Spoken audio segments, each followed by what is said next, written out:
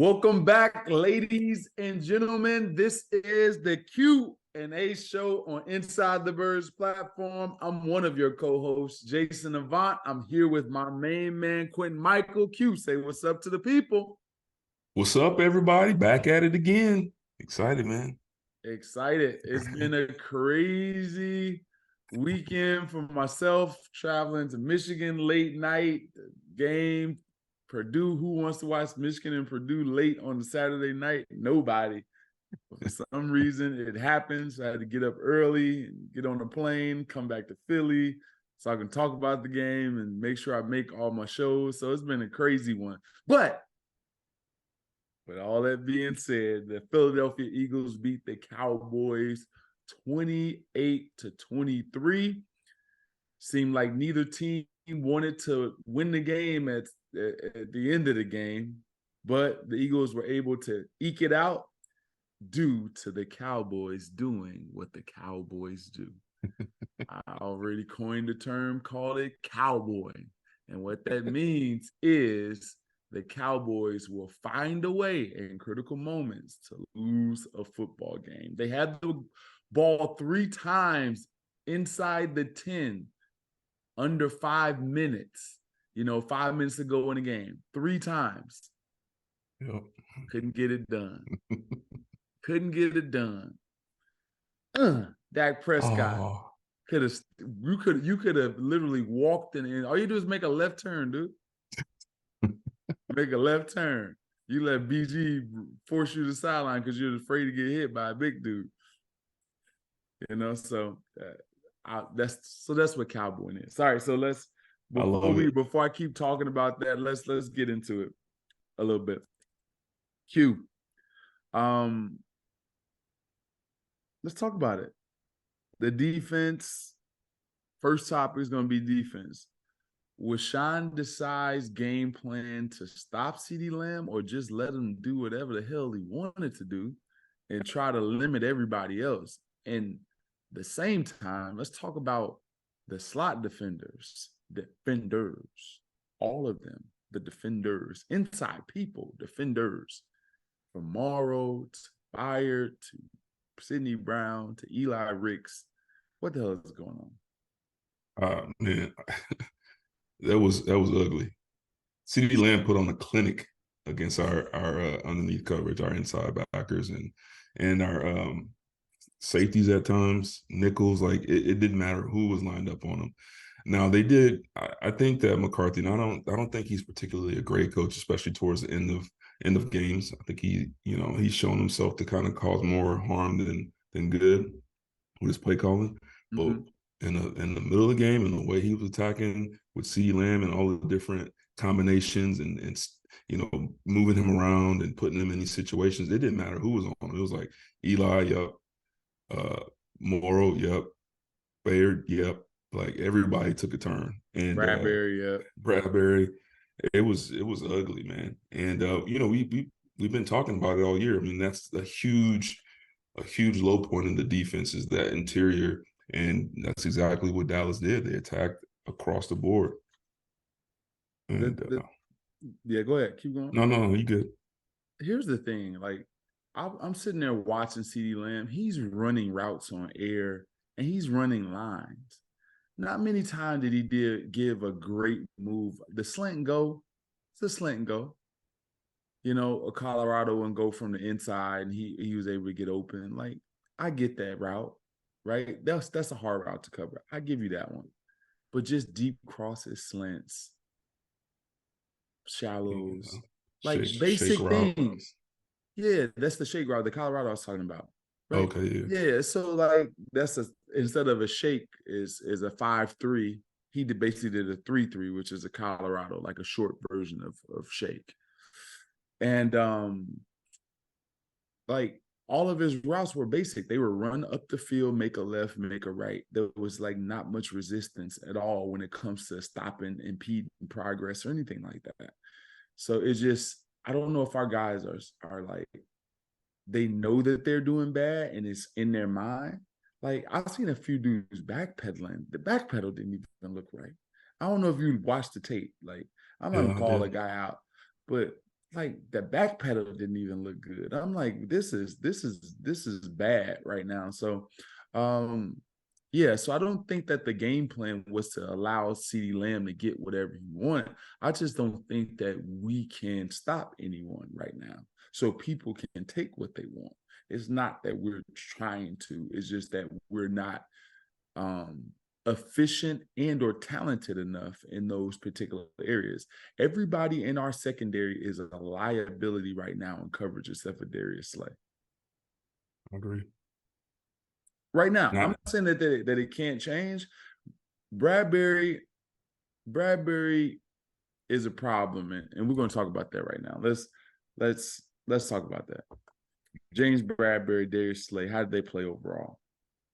I thought Slade played well, particularly coming up and tackling. I thought, he didn't really give us, too many bad plays out there. But Bradbury, man, and I'm not sure what the extent of his injury is. Hopefully, he comes, he's healthy and his season isn't ended. But man, he looked lost out there at times. And it started. I started to really notice it last week. It just looks like he's just uninterested. And so I don't know if he has an injury or illness or something going on, but he looked pretty bad. And it didn't matter who he was on. I mean, it didn't matter which receiver it was. He was getting beat left and right. Now, when he's in press coverage, I think that's what he does best. I think that's what he's used to. I don't think he's an off corner. I don't think he feels comfortable playing off. He doesn't have the quick burst, the change of direction to really, be able to compete with these guys. I mean, the one touchdown on the end in the back of the end zone, it was a simple sit down pivot route. And he just looked slow and lethargic out there. And so I'm not quite sure how much longer. I mean, we're going through a stretch these next, six games or so where, we're having trouble against Gallup and, CD like that.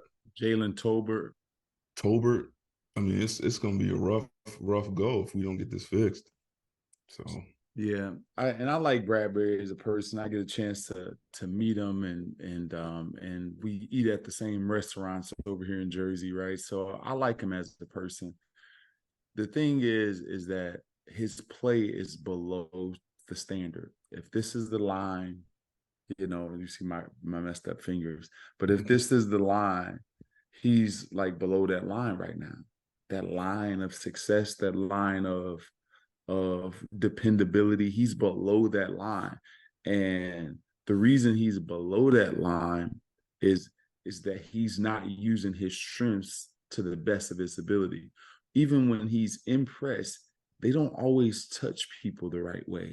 They don't always get a good enough jam and lit someone else's speed. That's the purpose. When you got a dude that's 6'1.5", 6'2", and they have long arms, the best, and I don't have long speed, the best thing I can do is stop someone else's progress in order to slow them down.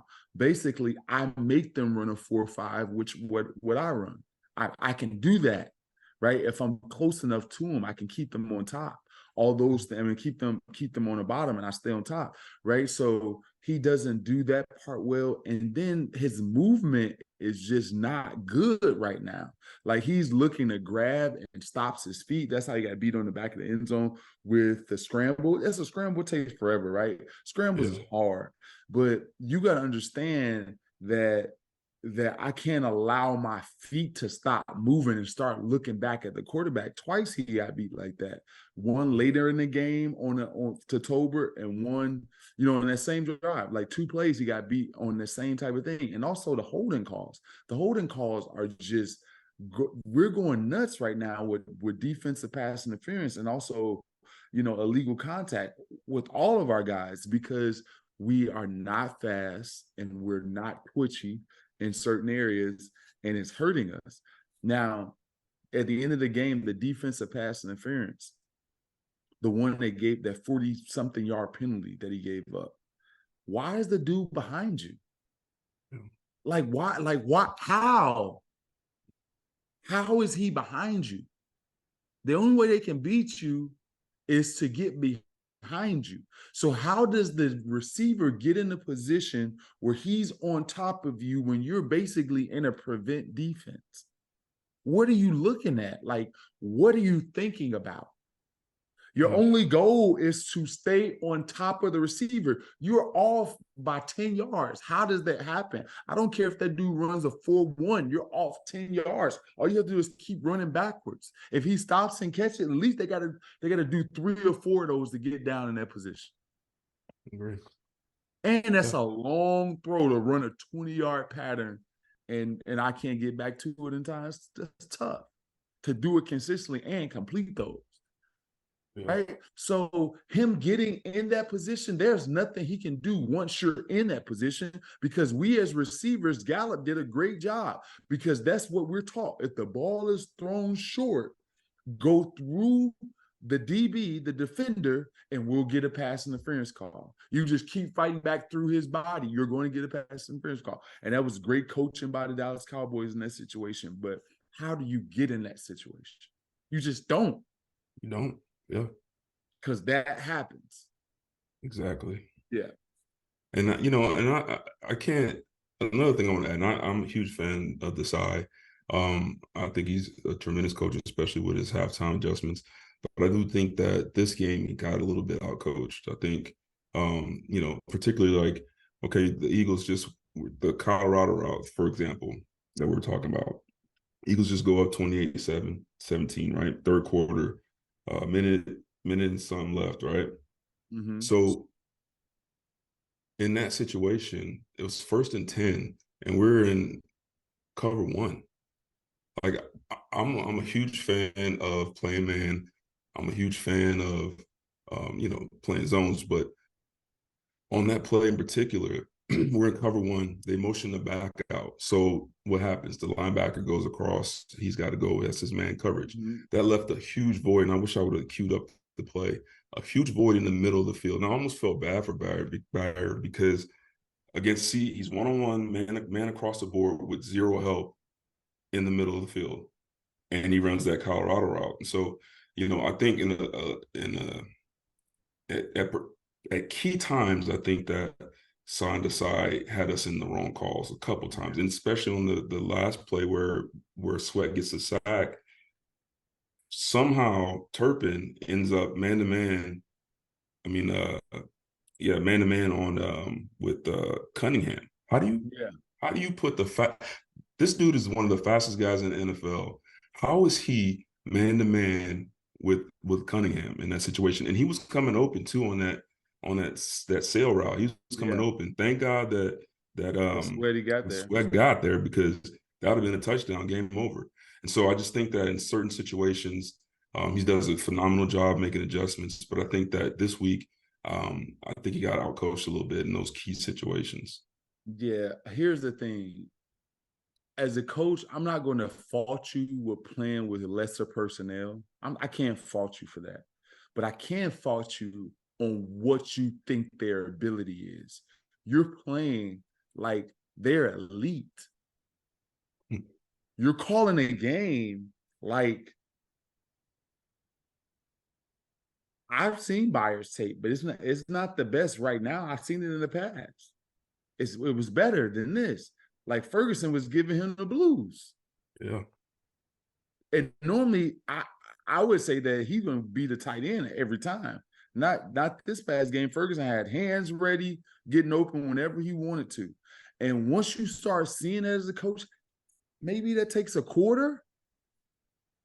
Maybe we can't cover these dudes man to man.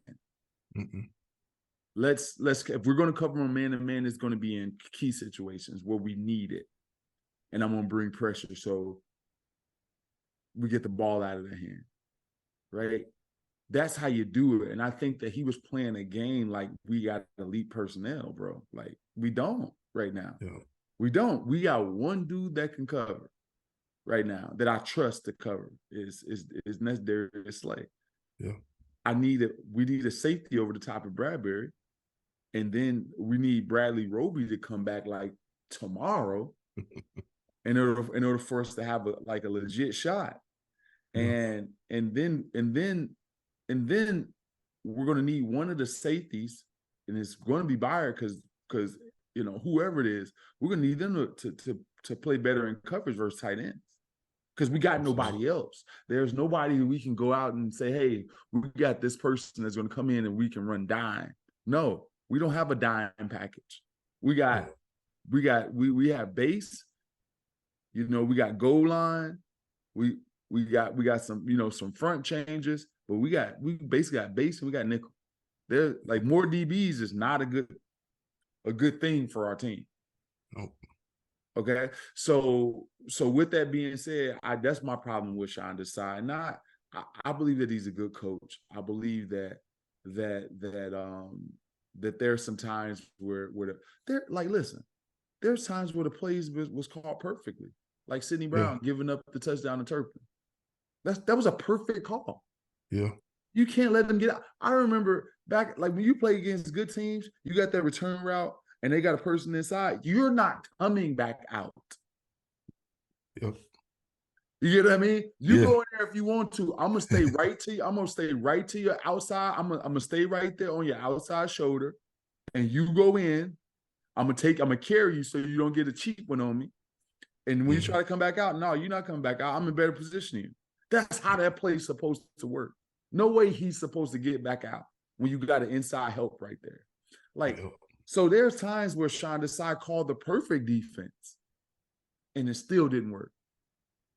Well, and the Washington game too, multiple times was the perfect defense. Didn't work.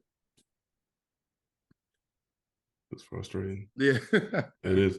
And last thing I'll add to that too, the only thing, and I think at this point right now, Byard's more of a zone type of safety. I think that when they switched, they went to a 4-man front and they had a nickel in and they brought the safety down to the weak side. Byard was in the box to the weak side.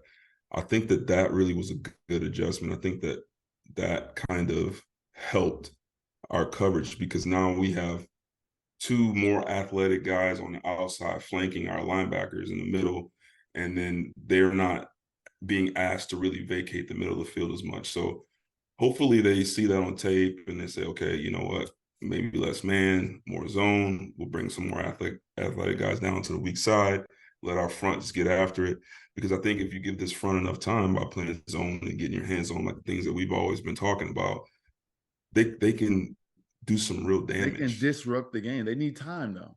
Yeah, agreed. Sacks we got like right away. Brandon Graham beat him right away. Couple times. Sweat beat him right away. So if not, we in trouble when it comes to these things. And it's a fairly simple game plan for us. There's nothing like earth-shattering. There's nothing that we've seen like that was like, oh man, that was a look that I was really impressed by. No, these are a bunch of stacks. These are putting guys in funky positions, and we're not adjusting to it. And we don't reroute well. That bothers me. We don't reroute at all.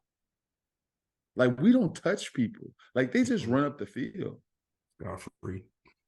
Yeah, you can't be good at defense like that. You just can't. All right, here we go. Did Josh Sweat sack save the day? Oh, yeah, he got the sack. He got the sack right on the last drive that pushed them all the way back. They started on the 6, ended up on the 11, then got pushed back with a sack. Did that save the day? Oh, absolutely. We were talking about before. Cunningham matched on Turpin. He was coming wide open in the back of the end zone. So he definitely did. I don't know. Terrence Steele had a rough game. I mean, well, he that's like a few games in a row. You should have seen the Chargers and the Rams get after him.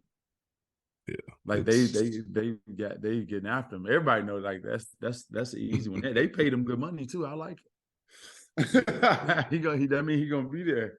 Yeah. I know the D-line rubbing their hands like Birdman. Like, yeah. We got okay. Yeah. Up and unders, man, all day. That's all they were doing. Up and unders. BG had one. Sweat had one. I mean, leave him there at Dallas, please. Yeah. At least in the second game. at least, right? Yeah, so I think Sweat Sack was definitely the nail in the coffin for them. They had one more play, they didn't manage it right. They didn't come up and I don't mind them, like everybody was like they should clock it. But if they would have clocked it, it would have been I believe third down, it would have been fourth down. So they ended up getting 2 plays in that amount of time. Right? Because he got that sack on second down. They didn't clock it, right? So they ran up and then they ran that go ball to the end zone left side, and then they were able to run last play. So everybody was saying they should have clocked it. I thought it was a good job of them, trying to get an extra play in. So I thought that was a pretty good job.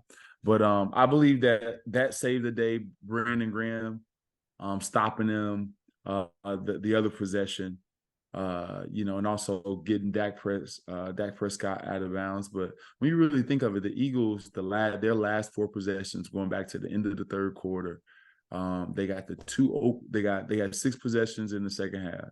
They got the 2 opening touchdown drives of the third quarter of the second half, and then they stall for the remainder of the drives. Yeah. So Good day. it's definitely with the defense that preserved the win. I couldn't hear that last part. I say, and so it was definitely the defense that preserved this drive, this win for sure. Oh yeah, absolutely. So no matter what, no matter how bad we think the defense is playing or the secondary, this team is finding ways to win, which is the positive thing. And I want to make sure that comes across, because I don't want this to be a dumping on the Eagles, because they did win the game, and they're winning games despite having clear deficiencies. This last game laced with penalties, turnover margin and ratio was off. Like this team, injuries, Dallas Goedert going out. They're winning games despite a bunch. And I know the talking heads is like the Eagles, are beatable. But the truth is that this is probably the worst version of the Eagles that we're going to see. Because we got a lot of guys coming back after the bye week. We got a lot of guys that will be in their position for the rest of the season. So barring injuries and the team getting better, and as the season goes along, this team can be scary good. They're 8-1, and they're not even close to the team that they can be. Yeah. And I was looking at this stat today. I was looking at, the schedule, right? So the Eagles versus the Patriots, they won by 5 points. Vikings 20-34. The only game, the Buccaneers 25-11. Commanders, they won 34-31. Rams 23-14. Who was this? Jets lost that one. Dolphins. So like every one of these games are not just like blowout wins. This is a battle tested team. This is a team that, like you said, isn't 100% healthy right now, and they're still finding ways to win. So all these games, all these tight wins, they add up and they come into play, and it adds some resiliency to this team. So I do agree with you there. I think that's an important part. And sometimes we lose, we kind of lose focus on, the way the game looks. But 8-1 is 8-1, right? Yeah, 8-1's 8-1, and I'm pretty sure Howie's going to be on any DB that is, release, cut, practice squad. He is like turning over every rock right now to find some talent for the secondary right now. And because I don't necessarily know how long they're going to be able to, because we need to go through all the free agents that are sitting there, everybody's practice squad, to try to figure out if there's a guy that can cover, maybe that is in a doghouse somewhere, like to be able to find like a diamond in the rough somewhere, because we need help. We need speed. We need a guy that can run and it's just solid. So wherever that guy may be, please call us here. Send us an email at insidethebirds@gmail.com for sure. We need somebody for sure. Let me hold on before we go on. Let me add one more thing. Okay. one more thing we got to add. We got to get some help from special teams. Looking at the years past, especially the Super Bowl year, right? We had punt. We had I'm blanking right now. Sproles returning punts and kicks. Like that's a huge part of the game, and we're not getting any type of of action with our special teams. And I think that's a huge asset to this team is if we can find a returner. And I love Covey. I think that he does a great job fielding the ball, but we got to get somebody in there that can, turn the game, that's a third of the game. We need some weapons there. So, I know it's Yeah. probably too late to add another returner, but No, it's only a few teams with a Turpin out there because Turpin, you be like, hold your breath out there. You be like, yo, this dude's about to take it back to the house. So yeah, Yeah. that would be nice.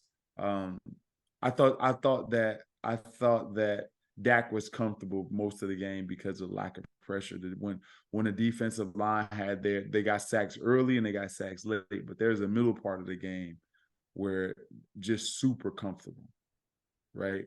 Super comfortable. See, Covey's third in the NFL in punt return yards. That seems like a Well, fake I stat. can see it because he's been getting 10-yard returns. And you remember these punters hang the ball up there, so it's more fair catches than anything. So if you average 10 or 11 yards a return, you're going to be in the top 3, top 4. Yeah, that's true. Yeah.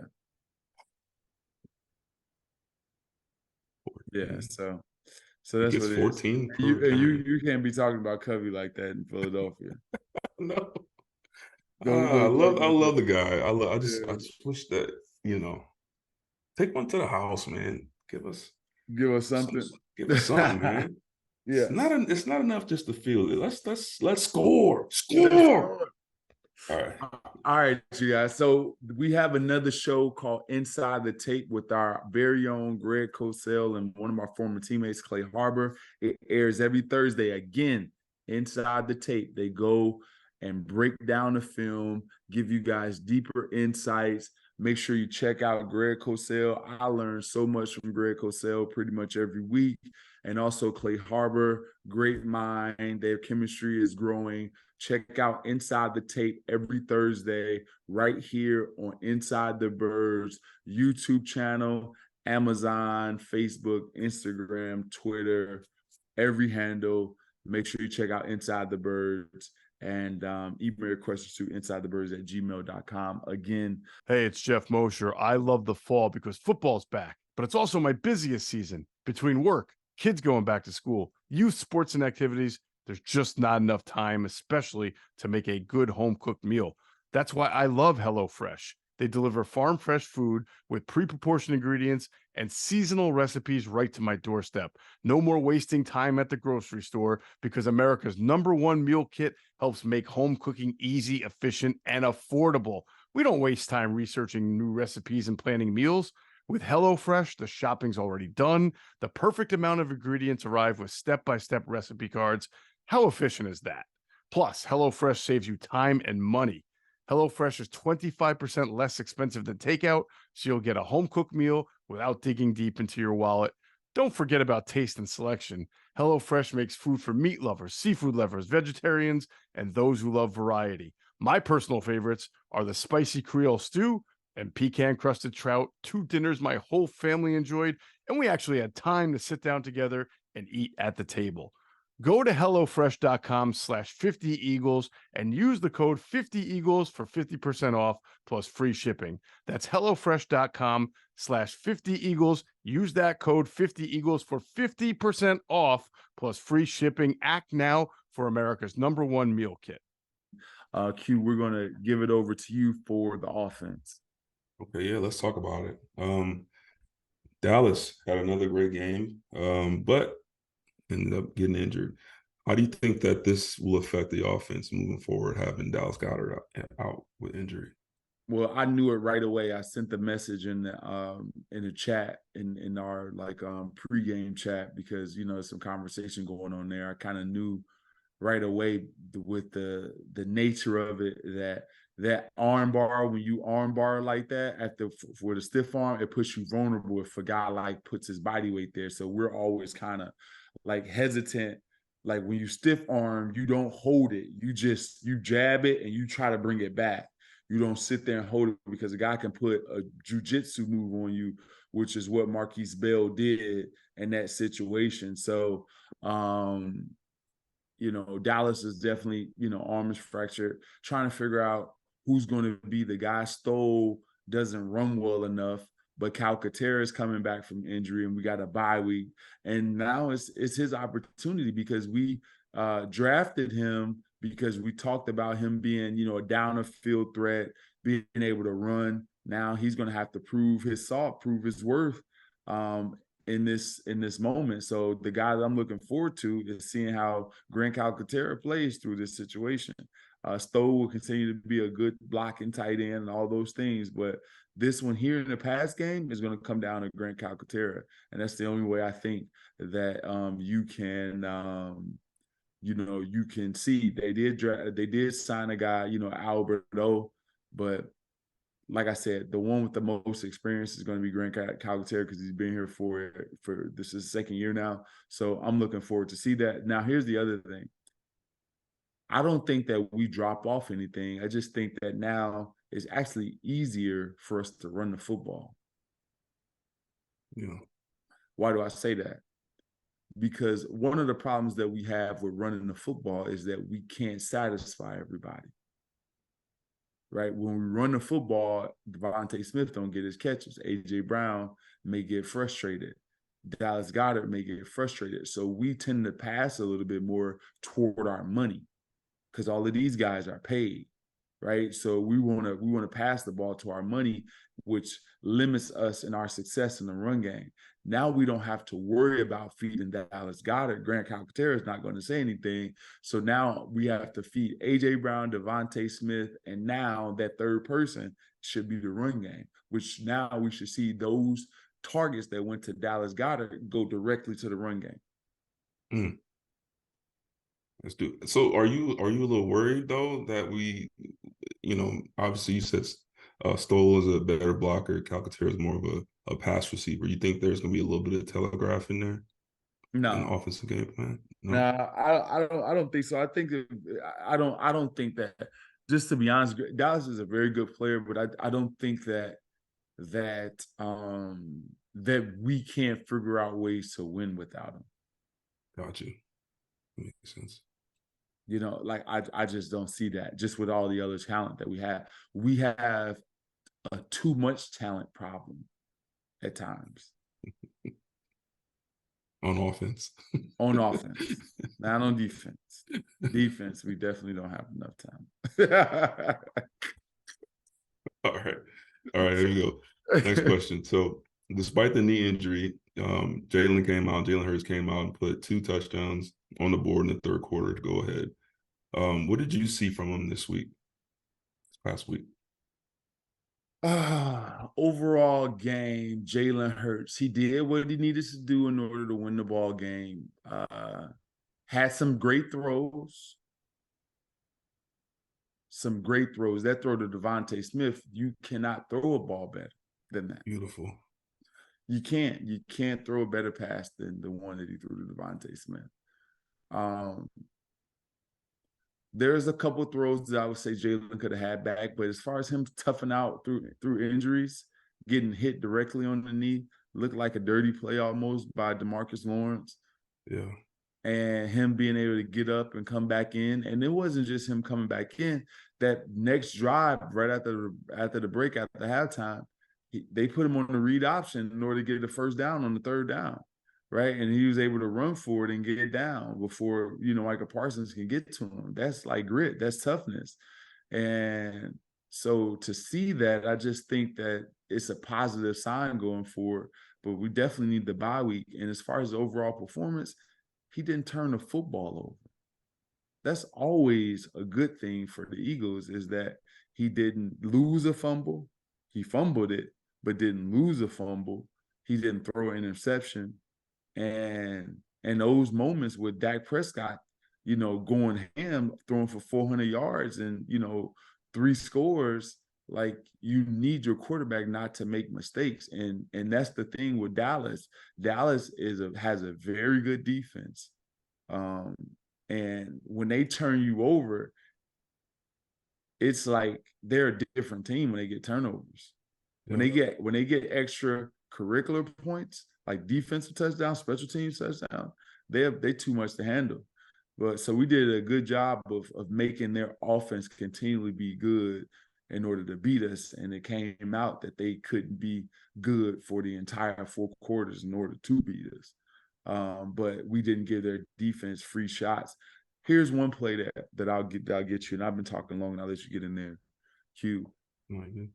Couple decisions, but namely this one. The 3rd and 3 on the second to last possession of the game. They have a stutter go to A.J. Brown, and to that same side, they have Lamide Zaccheaus running like an arrow route. That's like a quick in, but you come back out. And in zone, you can stop and just hook up right there. It was 3rd and 3. A fade ball in that situation is a very low percentage throw. And Deron Bland was holding up. He got beat a few times, but he wasn't just getting beat most of the day. Even with the one to Devontae Smith got away with a very clever little push at the end. Very clever. You couldn't even tell. But he did push his hands a little bit, which was very genius, and you got to do that stuff as a receiver. And it was so subtle that you couldn't even recognize it, right? So, but he was in good position. He started looking back for the ball, but he's not like a liability where, you know, you're just going to get this on him. They tried him multiple times. They only got him once. You know, and he could have dotted Lamide Zaccheaus right there. Like, Q, nobody close to him. He ran up for 5 yards and set right there. And Jalen was already down there, just right in front of you. 3rd down, just pop it. Like, don't take the hero throw. It ain't the time. Throws the ball out of bounds. It's just not the time. We haven't sustained the drive the entire second half besides the first 2 possessions. Yeah. Like, so little things like that and understanding the scenario. But other than that, Jalen played a solid game. Yeah, I agree. I think he efficient too. He only missed like 5 passes. Yeah, he was what? He was 17 for 23. Yeah, missed 6 passes. Yeah. You know, like, yeah. And most of those, you know, a lot of those were right at the end of the game. Yeah. Take it. Yeah. We won the game. That's all. We won the game. All right, so let's talk about that one of the touchdowns, the game-sealing touchdown from A.J. Brown. He lined up in, I call it like a sniffer set. He's kind of off the ball. Tell me a little bit about that play. Well, and let me so that play, I'm gonna explain it to you, and I'm gonna bring it back, right? So that play and the one that we fumbled at the end of the game where A.J. Brown ran into DeAndre Swift, those were like mirror plays. You always put 2 of the same style formations in the game plan to have a guy doing the same thing in order, you know, so the defense won't get a beat on it. So those 2 plays were sister and brother. They were there together, right? So on the one on the goal line, A.J. Brown straddles the outside leg of Lane Johnson, right? Puts him in that position. Why? Because the Dallas Cowboys play man 50% of the time, and they knew they were going to get man, right? So I put him in this position, an alert position, what we would call an alert wing position, whatever you call it. And I run him across the formation. Now Gilmore has to go through a lot of traffic, a lot of bodies. Great play design for the Eagles to do that. Put A.J. Brown over there. Even if he makes it, A.J. is still going to be more physical. That guy's running for his life to get over there. So he overruns it, and we get an easy completion. That's the type of stuff you do to a team that plays man. You send them through traffic. You put your best guy in an uncomfortable situation. Like they put CeeDee Lamb in the backfield and have him run a Texas route. Right? Well, what do? You do that when you expect teams to play man-to-man. And so you can go these funky situations. So it was a good wrinkle for Brian Johnson. Keep wrinkles like that alive and continue to do that. So that's what that was on that play. That was basically sending people through traffic. Yeah, and so I guess defensively for me, like you said, especially if we're in a man situation, that's tough, and you got to fight through all the bodies. The only thing that you really can do to really kind of remedy that is you could possibly talk to the defensive back on the other side, and you kind of like have almost like a "hey, help me out here" type of deal, or you have to align deeper and stack directly over top of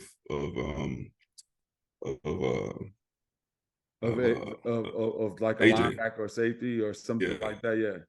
Yeah. So I wish we could We got it. pull it up, but yeah, go ahead.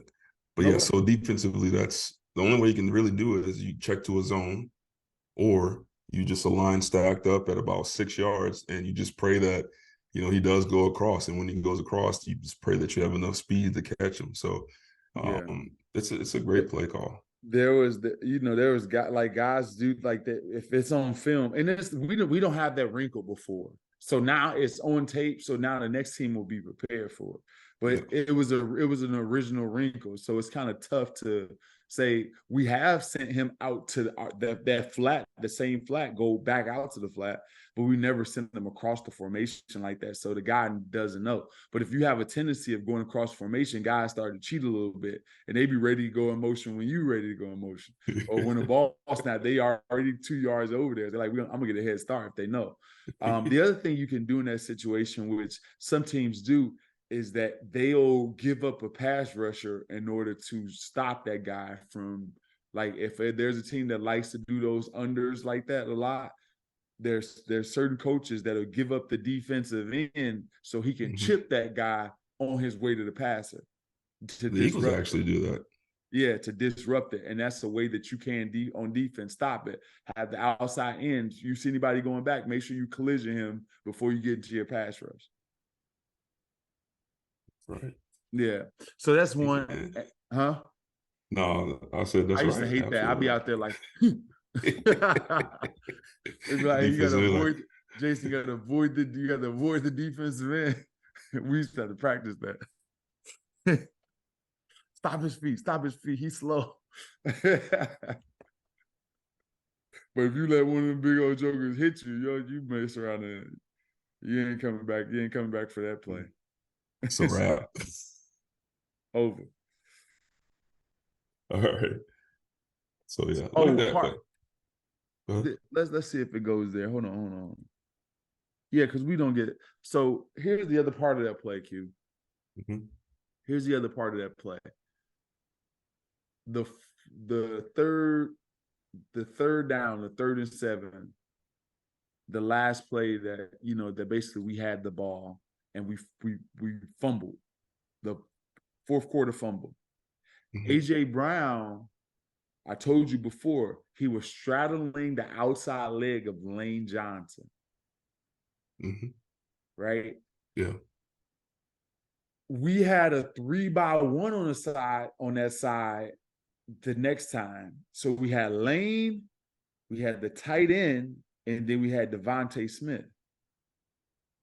AJ got lost and started straddling the outside leg of the tight end rather than Lane. So that puts you an extra 2 yards wider than you normally would be. So right? The timing was off. So the timing was off, and he had to go further than he normally would go. And in those situations, there's a term we always use on offense. I mean, I was in that position most of my career, like helping out, doing something like that. You always use the term that you split to win. Split to win, meaning that if you feel that you can't get your job done from this split, cheat it and get closer. Gotcha. because we ran out of pistol that formation. It was a downhill inside run. There was no left or right steps for the DeAndre Swift. He was going straight forward. So what that would let me know, even if I practiced it once and it was close, that means that I would have cheated in. Instead of being on the outside leg of the, I'd probably been in the gap between the guard and the tackle. Right. And Yeah. another thing you do in that situation what AJ Brown didn't do, because he has to pin the backside defensive end. Even if he would have got past DeAndre Swift, he'd have missed the block because of his angle. You got to shade the fat. What does that mean? You have to get as close to the line of scrimmage. Know that they're blocking. So the line of scrimmage doesn't stay the same. They're going to be a yard ahead of where it used to be. And you got to stay tight to the lineman in order to get across. He just went across like the line of scrimmage wasn't moving. So therefore, he's so tight to the running back. So that's two mistakes that were made in that situation in one play. That's why you don't put star receivers in that position. You put dudes that it mattered to, that they're on the field and they're going to help the team out. That's why you do that. You don't put star people, star positions on that. And that's why you need a bigger guy that's not a star receiver to be on the team to do stuff like that. Yeah. Because AJ is the biggest guy we got besides Julio. Julio is just there, so the only option is AJ. Everybody else is a $125. Do you think that's a situation where they put him at that spot because of Dallas Goedert going down? No, they put him in that spot because they needed to marry the other play. Gotcha. You get what I mean? Yeah. They needed him in that spot because they were going to use him to go across the field. Makes sense. Yeah, but he paid attention to the details on the passing play, but didn't pay attention to the details on the run play. Typical receiver. Exactly. Okay. All right. So let's keep going.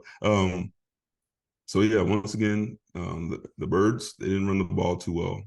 They averaged 3.1 yards a carry, especially if you take out Hurts and scrambles. And they've had, one of the worst yards per game averages over the past 4 weeks. Can you discuss how they can improve the run game without, without Hurts keeping the ball as part of the offense? They're not giving the running backs enough touches, and they're not giving them enough touches in the first half of the game. They're just not. They're not giving the running backs enough touches. Like, the numbers don't lie. Cam Jurgens being in there, that's like a direct correlation. Like, once he went out, the running game got bad. Once Jalen Hurts got hurt, the running game got bad. So there's a bunch of things, right? So I would say Jurgens being back in there was going to help us. Jalen Hurts getting healthy again and getting favorable defenses and being able to contribute and bring guys down. Now we're getting exotic stuff on the back end. The things that people are playing against us right now, not just the Cowboys. The Cowboys are going to be who they are. They like to play man-to-man, right? But other teams, everybody's been playing some exotic coverages on us. Some things that normally wouldn't fly because Jalen would be the one that's in the run game making them pay. But this year, he's not been effective in the run game as much as he was last year in comparison. So that Jurgens, and then you have to be forceful when it comes to running back touches early. The running backs want to be a part of the game. Everybody don't want to sit and wait until, it's up, they're up. So they're trying to protect the lead. Now we can pin our ears back on first and second down. No, we want you off balance. And what that means is that we got to give you a steady dose of the run game throughout the game. It can't be, I'm going to pass it for 4 or 5 straight times without coming back to the run. No, I think in the first 3 games or something, I saw it online today, like the first 3 or 4 games of the season, first 3 games of the season, the running backs themselves, without Jalen Hurts, was averaging 12 yards of carries in the first 12, not 12 yards of carry, but 12 carries in the first half. Now they're averaging like 7. Wow. You know what I mean? So, and then their numbers are down. They were 5-something yards a carry. Now they're down in the 3s, right? So Yeah. it's a big difference. Like they need to touch the ball. And again, this may be a blessing in disguise that Dallas Goedert isn't in there, is that they can establish the run game with the 5 or 6 targets they give Dallas Goedert. Just give that to the run game and not the other receivers. That's fair enough. Yeah. All right. That's what I think. Makes sense. Yeah. Damn receivers. So Nah, you telling me I'm not blaming them because I think that they need to get the ball. I just think that there has to be enough balance in order to be effective. Like I think that the weakness of the Dallas Cowboys is their run defense. That's what I think. The Cardinals would definitely say so. The 49ers would definitely say so. Their offensive lines are not better than ours. It's just that they don't have what we play with outside. So therefore, they have no other recourse but to do what they do. Makes sense. All right. Yeah. Okay. All right. So I guess we got a question here. This is from David V. Okay. Okay. Says, I've been wondering what goes into the cadence that quarterbacks use. How different is one count from another? Is it the tone of voice or how long the words are drawn out? Like that? Like how hard is it for a defense to hear the difference and figure it out? And how difficult is it for the offense not to get fooled and jump? Is the cadence changed every week? Any stories about different quarterbacks? Their cadence, right? So cadence, everyone has like a different number of cadences, right? Every team need to have 4 or 5 different cadences, right? So you'll have on one, right? And then you have a quick count, first color or second color, right? So it'd be like white 80 white. You hear that a lot. That means that they're on second color, and that's usually a quicker snap. Or you can go on first sound. So white 80 white is second color. White was the first one. White 80 white's the second color. Now that's the cadence. Okay. Right? So there's multiple ways you can get to it. It can be, red 88 said hut. That's on one. Okay. Right. So when you're in the huddle, you're telling the quarterback saying on 1 or 2. Yeah, but you got to go over this in the off season, all your cadences, right? All your cadences is like training camp, and you train these, right, based on the week that you have. Like, so if you got a new center, most of your cadence is going to be on one. When you got a veteran center and a team that really practices discipline, your cadence is a direct result of how disciplined your players are.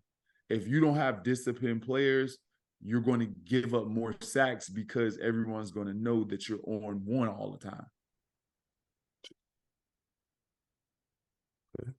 Right? But when you are a disciplined team, you can go on second color, you can go on quick, and you just go up there on first sound. First sound is anything. The first sound. It could be beans. We gone. It can be, and that can change anything. It's the first sound. He can say whatever he wants out of his mouth. It's the first sound that the quarterback makes. The ball is snapped. Okay. That's 3 cadences there. That's on one. That's quick cadence on first. There's on second color. Right. Those are 3 sounds. There is. Talk about the kill. Well, a kill is not necessarily a cadence. So basically, a kill is I come to the play. I come to the huddle with 2 plays, right? So I'll come to the huddle with rear right slot, 200 jet, Okie, and then kill 95 weak, right? So I base my kill play on the tendencies of the defense. So I have this answer for this coverage, and 95 weak is that they give me this coverage or this front. Right. So when you see quarterback come up and say, why did kill, he just killed the play to 95 weak. And now the second play is live. But it still has to go through the cadence. Now, You have dummy cadences where there's no play. And you just go up there and he's just going through everything he knows. Red, sunshine, blue 88, 92, right? And then you look to the sideline or look whatever it is, and then they give you what they want, and then you go. This is what you see in college a lot of times.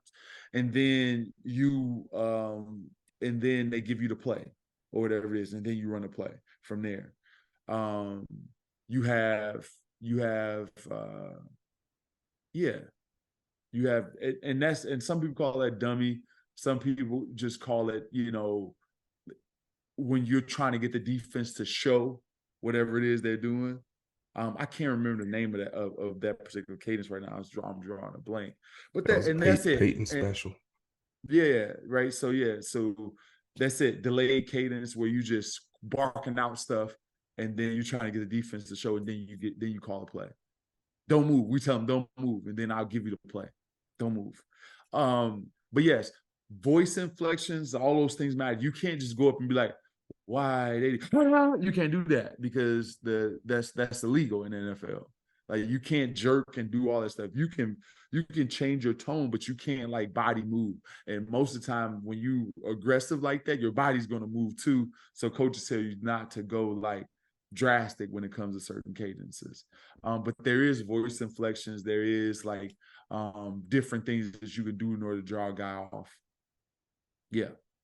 Oh, there's silent cadence. Silent cadence is probably the easiest cadence. Basically, there is no words, and you're going off of the center. Basically, the guard is looking back at the quarterback saying, are you ready? The quarterback shakes his head and says, yes, I'm ready. He taps the inside leg of the center, and the center snaps the ball.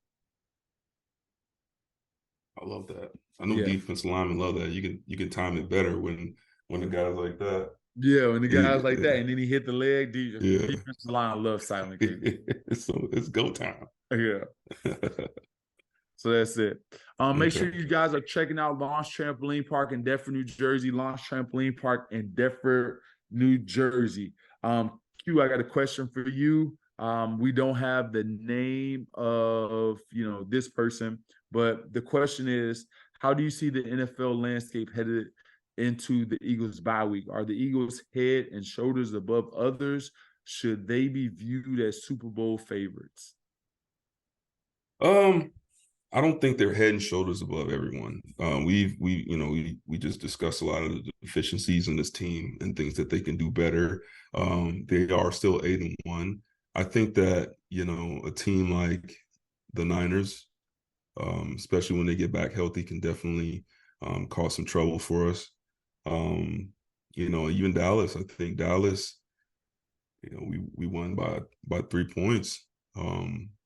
And they pretty much fouled it up at the end of the game there. So I think this team is definitely a favorite to, at least make it to the Super Bowl. But I do think that there's a lot of stuff that needs to get better, especially our secondary. We've got to get better at the ground game, like you said, especially heading into the late in the season, heading into the playoffs. So I think that we still have a very good opportunity. I just think that they just got to tighten some things up, get some guys back healthy, and have how we get hit, like you said, hitting the wire, trying to find and uncover some kind of diamond in the rough out there to help the secondary, man, because it's just, we got a tough sledding coming up. Yeah, this ain't it right here with our team when it comes to secondary and pass coverage in general.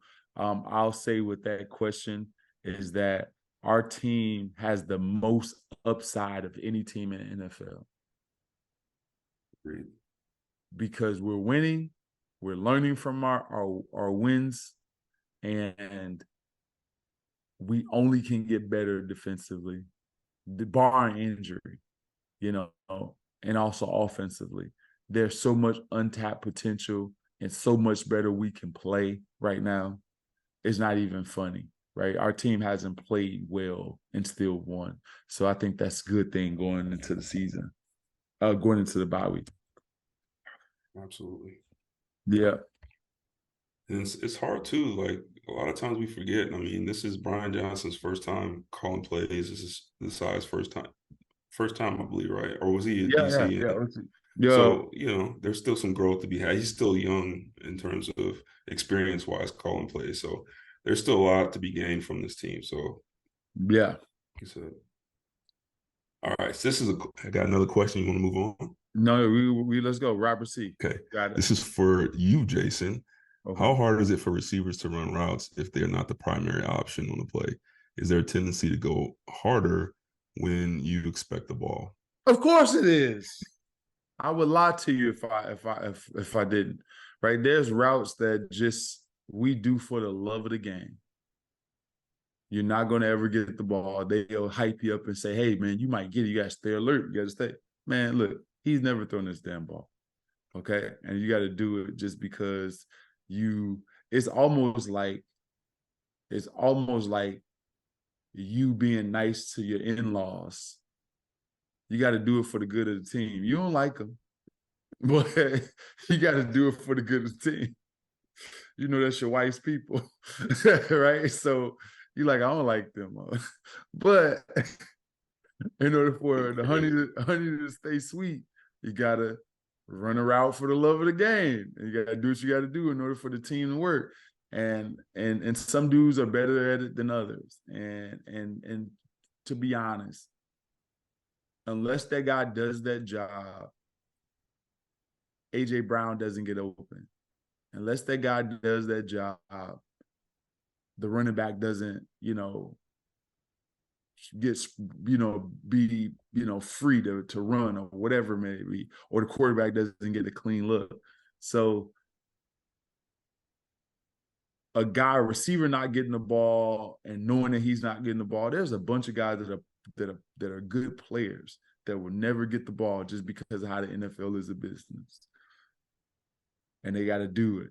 And it's just like life, man. The construction worker gets, pennies on the dollar for what he's actually worth, because you can't win without those players doing it. So if your mind is right and you got the right attitude, you'll view it and realize the importance of it. But and if your coach is not calling you out and praising you for it, it can be a thankless job, which guys get really frustrated in. So it's tough. Yeah, it's very tough for a selfish person. And check, all of us have a level of selfishness in all of everybody's life. There's a level of self. And if you succumb to that selfishness, you won't be a good team. You just won't. Yeah. I went in a lot of ways right there, but all right, question for you. This is for Q. We don't know this guy's name. Leave your name so we can call you out, so we can shout you out. We want to shout you out. All right, but this is for Q. Can DBs tell from the snap if a receiver is the primary read or decoy? This may be from Robert C. This may be the same question. Oh, yeah, it might be the same question.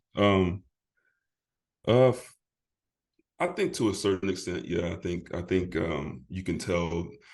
When I played, I did a lot more based on formation, where the receiver lined up. For instance, like if they're in trips, right? They're in trips formation, and you got number 3, the closest guy to the quarterback. If he's on line of scrimmage, I knew a lot of times he's going to run a deeper route, because a lot of times they put that guy up so he can kind of clear out the underneath coverage.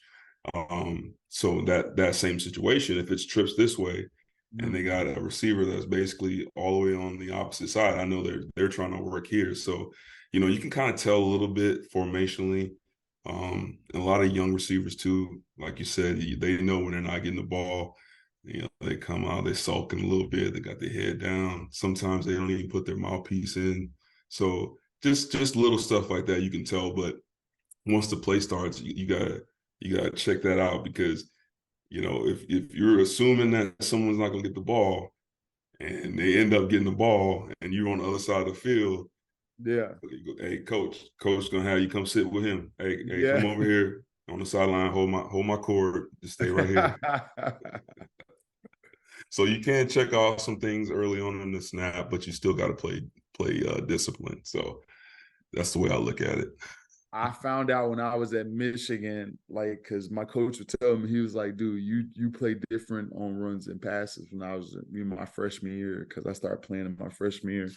He's like, you could tell the difference between when you come out the huddle on runs and passes. He's like, when it's a pass, like you're excited, you run up to the line of scrimmage, you're like, I'm ready to go. And then when it's a run, you like all like walk into the line of scrimmage, like you barely in your stands. It's like, dude, that's a dead giveaway. So that's how it is for a lot of guys. And I had a coach that was very anal about that. You can't get that on game tape. You can't get coming out of the huddle on game tape, right? They like to get you at the line of scrimmage. So he had his own independent guy showing us this stuff, right? So if you don't get coached out of it young, by the time you get to the NFL, it's too late. Oh, yeah. Funny story about that. I'll add one more part. So, because you kind of jogged my memory of this. So Frank Gore. You remember Frank Gore? Yeah. Right. Tremendous running back. One of the all-time running backs in the world. Right. So I forget. I think I was with the Rams, and maybe it might have been when I was with the Eagles. But anyway, long story short, we started watching tape of him, and you could tell when it was a passing play and when it was a run play, because if it was a run, he came up and he was focused. He's like in his stance, he's ready to go, right? If he comes out and it's a pass and he's like looking around, trying to see who to block, we knew it was pass, right? So the word got out about this, and the next time we played him, he tore us up because he would come out and he was doing the opposite. He would come out and he'd be looking around, like, okay, it's pass. All right, get that ball handed off, and he's taking off, man. So the film study is good, but sometimes it can backfire if you don't check your sources. Yeah, that happens too. Yeah, almost a career day against us, boy. Hey, you guys, that is the Q&A show. I'm Jason Avant. This is my man, Quintin Mikell. Make sure you check us out, Facebook, Instagram, Twitter. Email your questions to insidethebirds@gmail.com. The Birds are 8-1. We're looking forward to the rest of the season after the bye week. We look forward to being back with you guys soon. Q, you got the last word. That's it, man. I've been sipping on these cowboy tears again all day. I thought you were about to say, I got this yak over here. I might throw a little bit in there after. Peace, everybody. Peace.